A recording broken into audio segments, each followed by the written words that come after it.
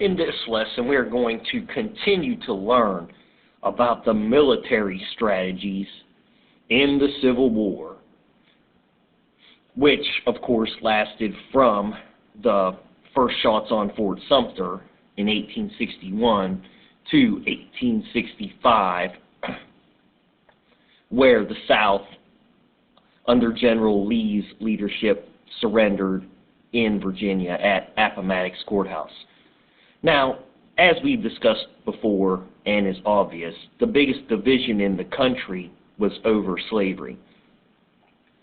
And of course, the event that caused the South to secede was the election of President Lincoln, because the North, which would become associated with the Republican Party, then had control of the House, the Senate, and the President, and they feared that the North would pass laws to free slaves. The Republicans, the new political party which formed after bleeding Kansas because of the bloodshed there, was against slavery. This is the party that Lincoln was a member of. However, the Republicans being comprised of four different parties: Northern Whigs, Northern Democrats, Abolitionists, which was the Liberty Party, and the Free Soil Party. Lincoln was a Free Soil branch of the Republican Party. Now, the secession of the South would lead to the war due to the factors we have discussed already. The North's plan was to blockade the South to stop them from getting essential supplies. This blockade was called the Anaconda Plan, and it extended along the coast up and through the Mississippi River, a vital supply line for the Confederacy.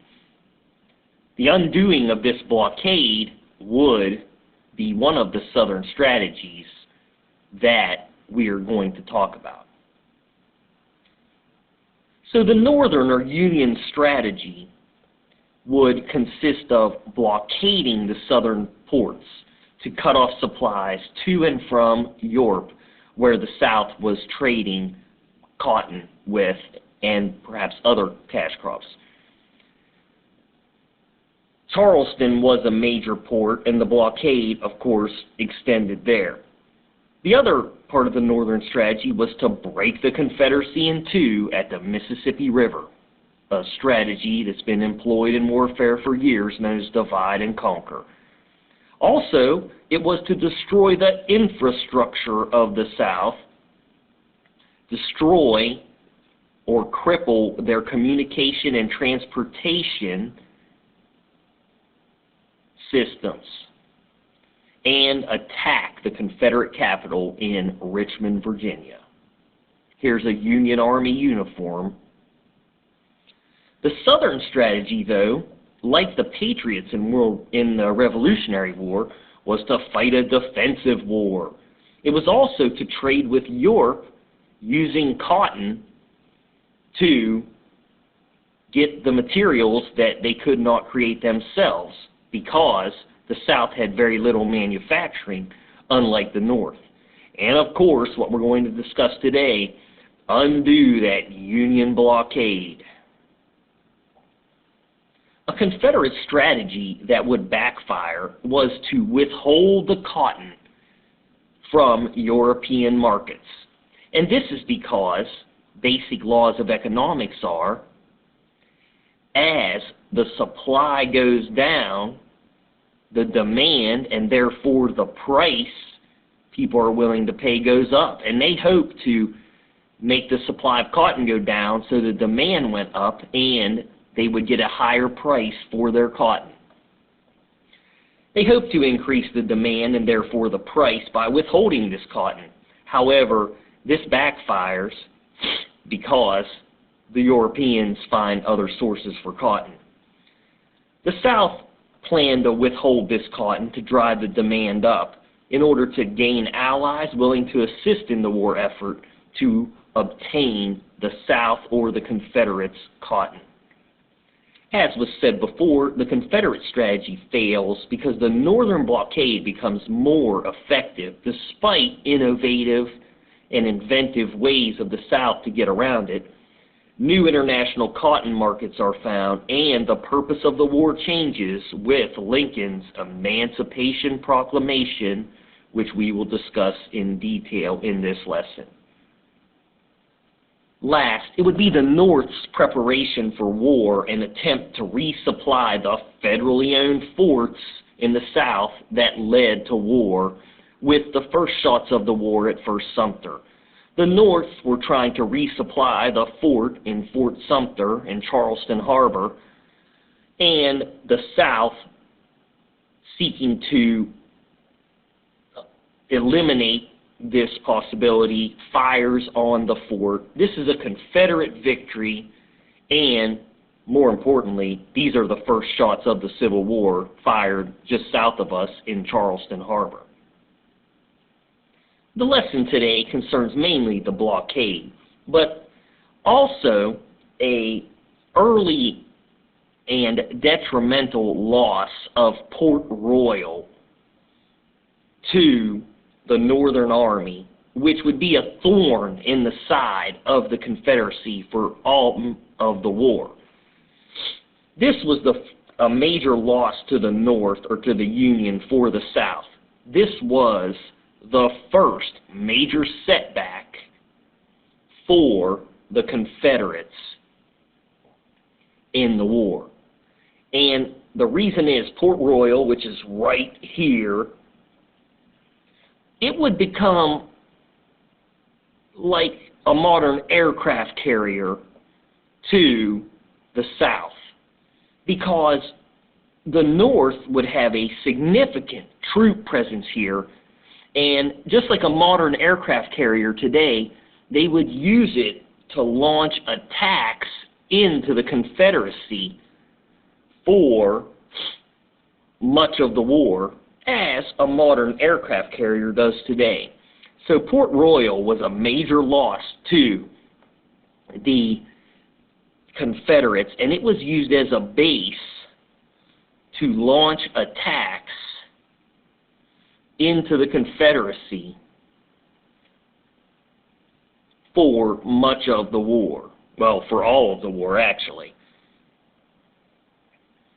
And it was from Port Royal that ships were sent, and these ships bombarded Charleston for over a year because of the fort at Port Royal. Here are a few pictures of Port Royal. So here's the information. First major setback for the Confederacy was Port Royal, which is near Hilton Head, remains under Union control. Union troops march to Charleston and are defeated from here. But the importance was it was used to launch attacks on the Confederacy for all of the Civil War. Here is an early drawing of Port Royal and the bombardment of it, November 1861.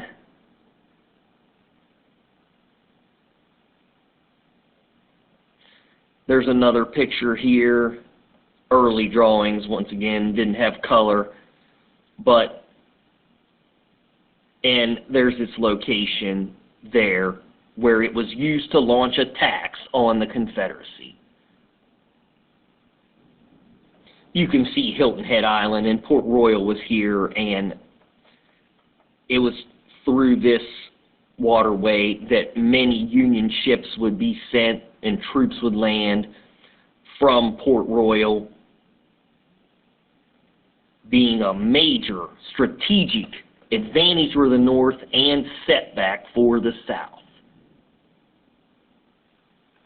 One of the major northern strategic points was the blockade, which of course consists of ships monitoring the coast and the open ocean.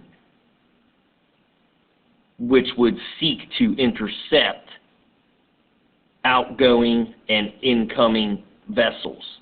Now, the blockade was effective in South Carolina, but the Confederates, including those in Charleston, tried to get around it. And one of the ways that they tried to get around it was through the invention and innovation of blockade-running ships called blockade runners.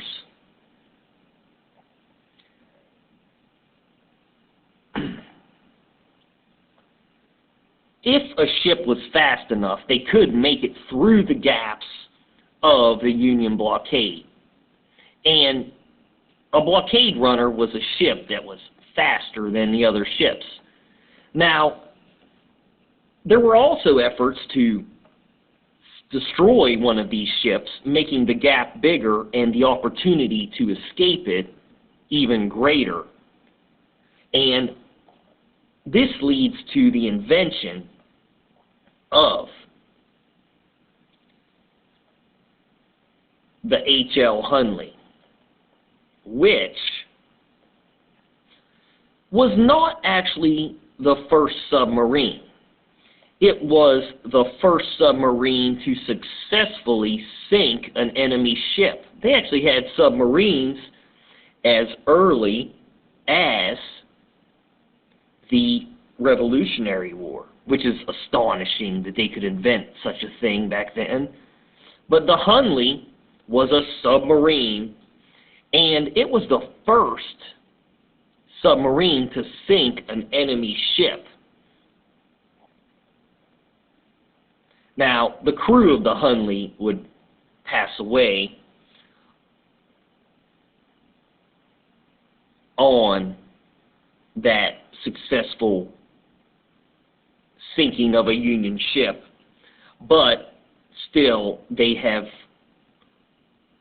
been remembered for that feat. And submarine warfare is a major part of warfare today, and also of monitoring our coast and the open ocean. So the Hunley was used to, it's theoretically a blockade runner, but it was more of a blockade destroyer because its job was to eliminate the ships in the blockade. It only had one successful mission, and then it sunk. But the way it worked, it had like a harpoon with a barrel attached that like had a string attached to it that stuck into the enemy ship, and as they went away, that string initiated the explosion in they labeled it torpedo. There were even stories of civilians trying to help the blockade be broken, where there was some man in Charleston created this enormous bomb that he was planning to, on his own accord, go out and blow up one of the Union blockading ships. Let's look at a few pictures of the Hunley. So, here is a technical drawing of the Hunley. You can see there's no room for transporting cargo in here. This was an offensive weapon to destroy the blockade. It was powered by 8 men. It's considered a blockade runner. It was used late in the war, February 1864. And even though it had success at destroying an enemy ship, the blockade of the North was devastating to the South because it kept the Confederate Army from receiving supplies. Here's a larger picture of the Hunley, the first successful submarine to sink an enemy ship. Powered by hand, as you can see. Here's a recreation of it.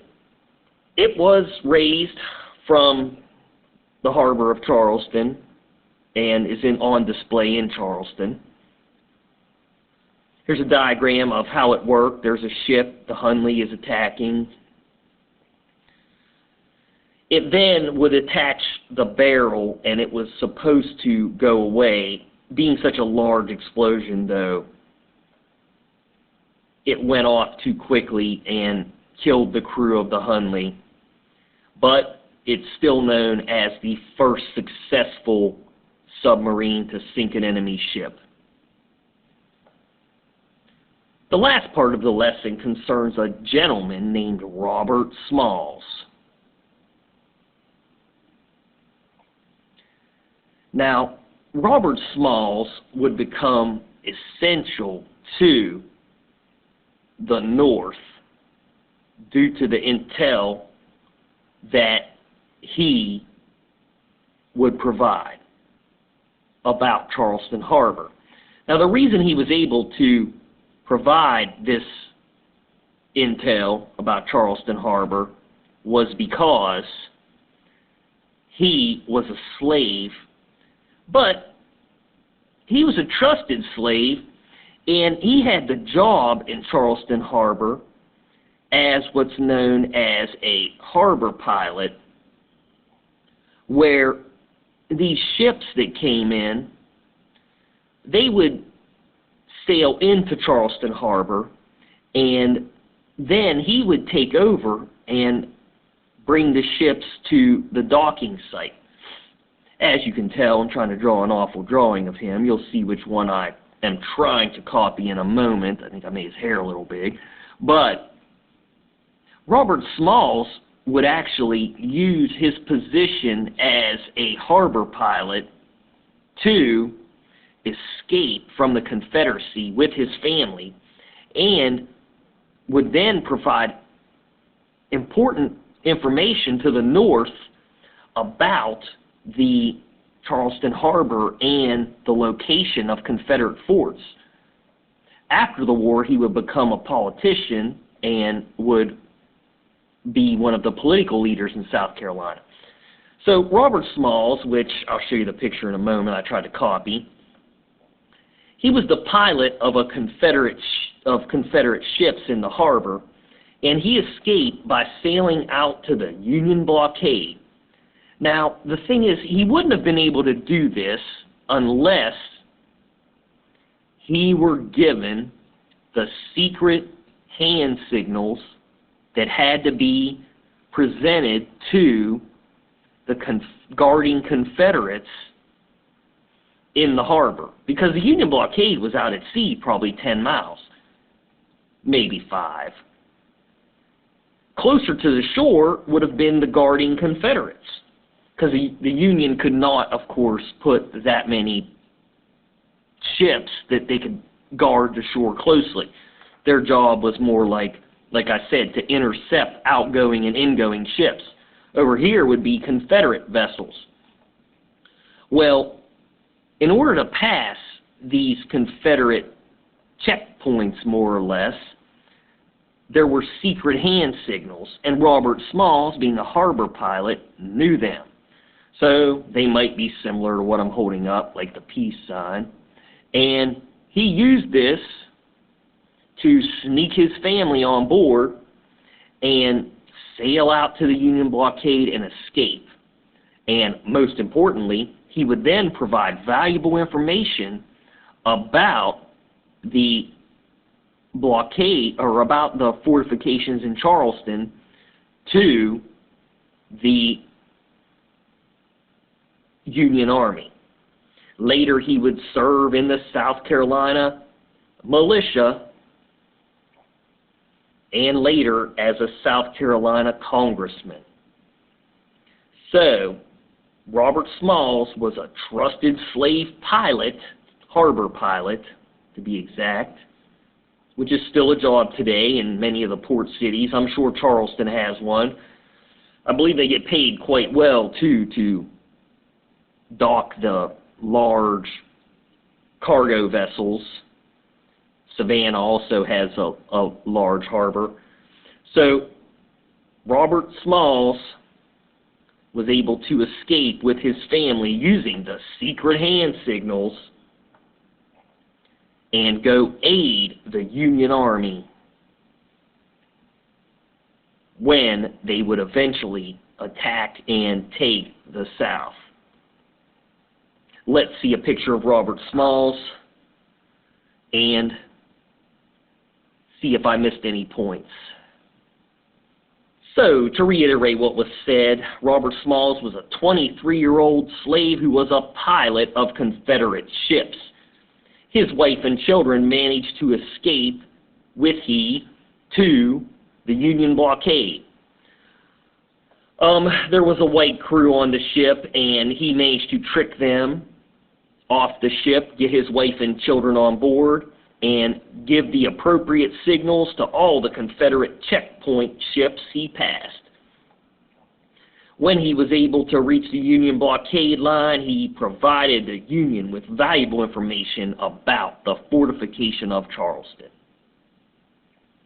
Here he is in his elder years, where he served as a congressman from South Carolina under the Republican Party, which had a large influence in the government for about 10 years after the Civil War.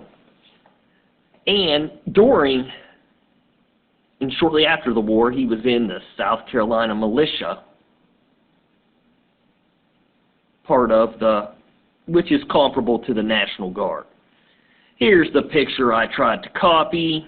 I think I did a fair job.